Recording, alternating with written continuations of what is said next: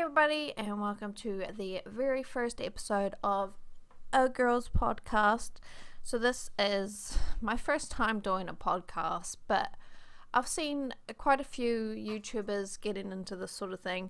And the thing is that with Corona and the whole situation in the world right now, people shouldn't really be outside making videos and things like that, because we shouldn't be having contact so much with other people, especially if you're in places like Sweden where the corona situation is pretty much out of control.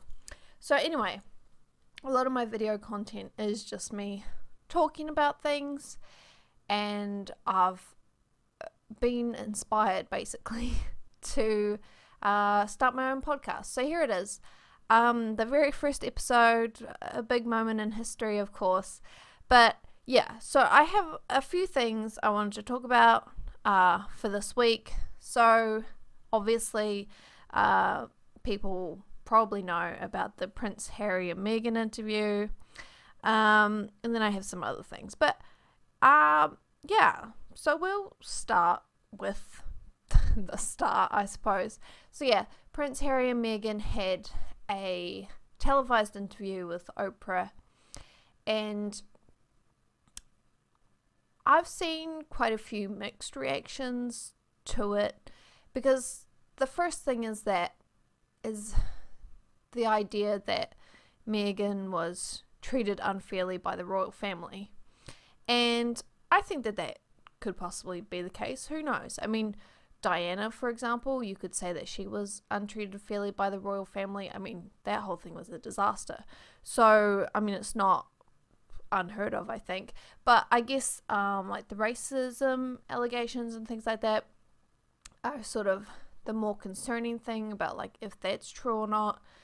But, I mean, from my point of view, I think that it's highly likely that, some part of the royal family, not necessarily the actual members themselves, but like the people who deal with like the press and things like that, that they did get together and maybe had a conversation about, like, what are we gonna do with the fact that she's not white, like, I feel like that's not impossible. So and I don't even know, I don't know if people are really disputing that or not.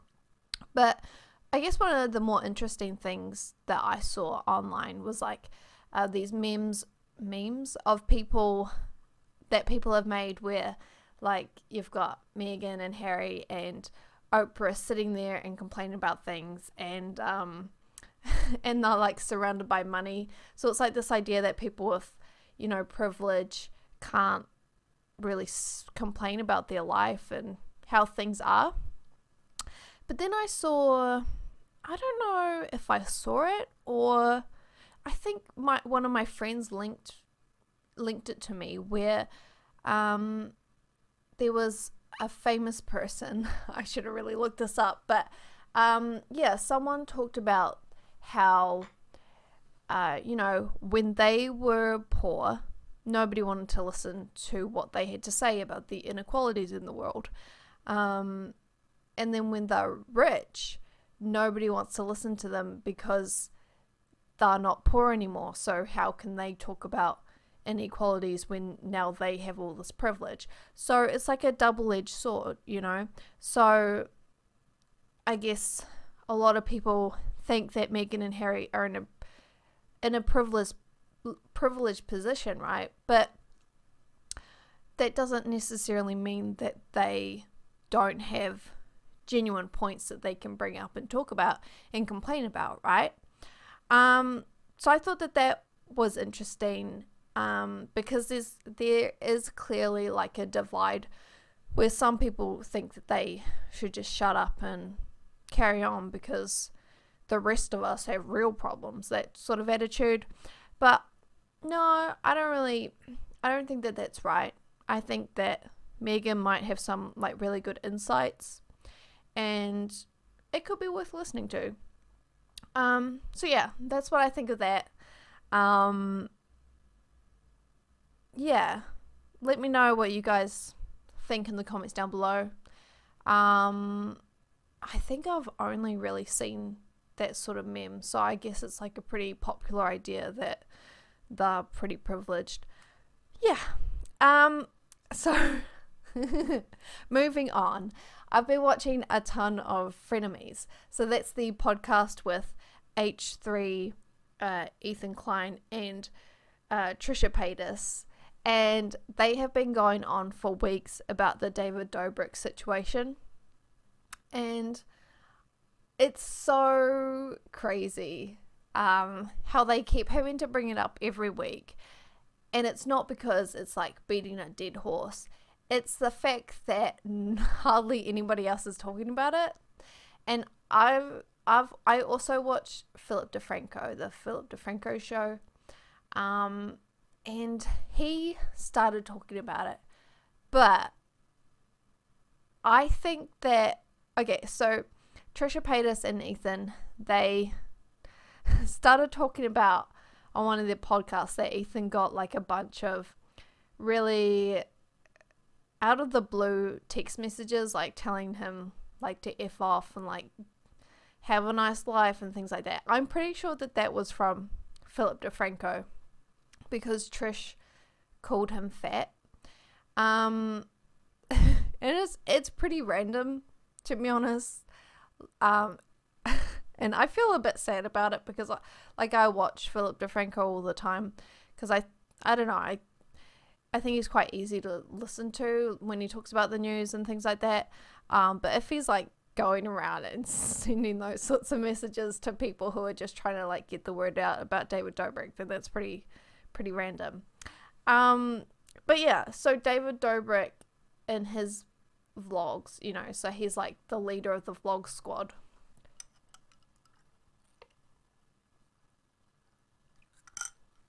He admits to pulling this prank on one of the members of the vlog squad where Jason Nash makes out with this other guy without his consent, right? So it's like a pretty clear-cut case of somebody I don't think that you can say that. Doing an illegal act on someone else, basically. And like nobody else is talking about it. Like all the sort of people who talk about like YouTube drama and things like that, they're not talking about it. And people who support the vlog squad continue to support the vlog squad. So it's a really disappointing situation because if it was a female that we were talking about, then everybody would be up in arms about it, right? As you should be. But because the person who was having the illegal act committed on them is a male, then it seems to not really matter. And that really sucks. So I'm sad about the situation, but glad that Ethan and Trisha keep bringing it up. And not just on their Frenemies podcast, but also on H3 After Dark. So I would recommend that if anybody is interested in learning more about the story, that they go to H3 After Dark podcast and listen and watch that, because they have several different episodes where they you know, bring up the videos and the things that are evidence, and they also interviewed the guy who was the victim in the situation. I think they did. Yeah. They've interviewed a couple of people about the whole vlog squad situation, because Trisha Paytas also was a victim of the vlog squad. Yeah. So that's a situation that I think that people should take a look at if you're interested in sort of the crazy world of the internet that really needs to be brought under control. Okay, so the next topic that I wanted to talk about was the Sputnik vaccine that is... So I heard that this is the vaccine that we're going to be getting at the hospital, but I don't know if that was a joke or not. So, and the thing is that I have no idea why this is all of a sudden a thing, because if I look up on the internet Sputnik Vaccine, I'm not really getting any like news about anything, but all of a sudden people were talking about it as though we were gonna be like deformed and it was gonna mess us up in some way. But I have no idea where that came from or like what the joke is or anything like that. But it was just all of a sudden at work, everybody's like, oh, we're gonna take this vaccine and it's gonna mess us up. And I don't know, maybe it's just like a continuation of like the anti-vax conversation that keeps going on at work. I don't know. But if anybody has any information about that, I would like to know, because I am just like so out of the loop with that. The only thing that I could possibly think of that this could be coming from is that I think the European Union has started buying up that vaccine. So maybe that's where it all of a sudden is being talked about. No idea. But yeah. In personal news, at work, I'm so sick of certain people at work. So it's like a frequent conversation where certain people at work will start talking to me about my possible future, right? Like, that's super cool. But I have to keep repeating the same thing over and over again. Like, why are you in Sweden? What are your plans for the future? Like, are you going to go study and things like that? And every time I have the same answer. My answer doesn't change. So people aren't listening, and I'm so sick of it. I'm sick of people telling me like, oh, Sweden sucks. Why are you here? When I've already explained that the reason why I'm in Sweden specifically is because I had a Swedish boyfriend and I moved over with him, and that's how I found a job in Sweden, which is how I could get a work permit. Like, I can't just apply to move to Germany or anything like that, because you need to have like a job, and it's very step by step. Like, the explanation is really simple. Like, all the pieces fell in place, and that's why I'm in Sweden, and I'm going to continue being in Sweden so that I can get permanent residency and I can get a European passport, so that I can then live wherever in the European Union. Like, and I say this, like, I've said it several times, so it's not like my story is changing or my explanation is different. So people just aren't listening, and it's really bugging me. And then the second thing that they always ask about is, first they tell me that I should go and I should study and I shouldn't work at this job forever. Okay, cool. You don't have to tell me that all the time though. Like, can you please stop? And then they ask me, what do you want to study, right? And every time they ask this, I tell them that I want to study statistics, okay? And I've been saying the same thing for 3 years now, okay, that if I were to study, I would be interested in studying statistics. And then they tell me, oh, there are no jobs in statistics. You should study to be a teacher or a nurse. Okay, like, that's fine. It's fine that they have an opinion on that. But stop freaking asking me, and stop freaking telling me that what I want to study is wrong. Because I don't need to hear it. Like, you're obviously not actually interested, because you don't listen to me. You don't retain the information when you ask me that question. So just stop. And are there no jobs in statistics? I don't know. That's questionable. Like, yeah, there's jobs for teachers and there's jobs for nurses. But maybe I don't want to be a teacher. Maybe I don't want to be a nurse. Should I still do that? I don't know. Questionable. I also think that they just like gloss over the fact that I've already studied before. Like, I have a bachelor's degree. So it's not as though I just came from high school and am working this job and don't understand that there are other options out there. Like, I do know, and I just don't need this BS. So it'd be nice if they would stop. But I guess that's possibly something that happens to other people. But I also think that it's like a sexist thing, because I feel like if they were a guy, then they would actually listen and remember what they said. Just putting that out there. Okay, so we've got like 5 minutes left. Enough time to talk about meeting up with a friend. So I have a friend that I met in high school. She's from Germany, and she came over to my high school on an exchange for, I think it was like 6 months or something. No, it must have been less. It must have been like a term. So there would be like 10 weeks. Yeah. Yeah, and it was super awesome. We hung out a few times and like got along and had a good laugh and everything like that.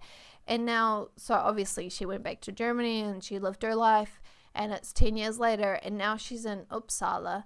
She's moved to Sweden to do studies in Sweden for a little bit. So she's in Uppsala, and we decided to meet up. And I was super nervous because like 10 years is a super long time to have never even met another person and barely talked to them at all. So I was really excited, but then when it was the actual day, I was really feeling like, oh my god, I can't do this. I can't do this at all. And we met up. We had masks on and everything, so it was fine. But like the first moment, so we hugged, and then like we talked a little bit, but it felt really, really awkward. So I thought that this was going to be a total disaster. And then we were going to get something to eat. And I decided to take her to my favorite burger place, which is Lily's Burgers. And we went there, and she actually really liked the burger, so that was a huge hit. They have like the best milkshakes ever, like chocolate and peanut butter milkshakes. They're so good. Best milkshakes in Stockholm.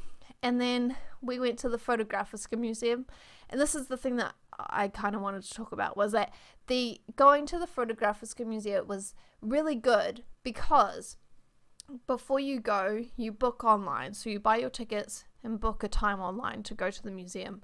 So when you go there, there's only like maybe a couple other people, so it's like pretty, as good as corona safe as you can get in Sweden. So I thought that was really really good, because I was pretty nervous about meeting up in town and going and doing something, but it was completely good. Even the restaurant was really good, so there was like no risk at all.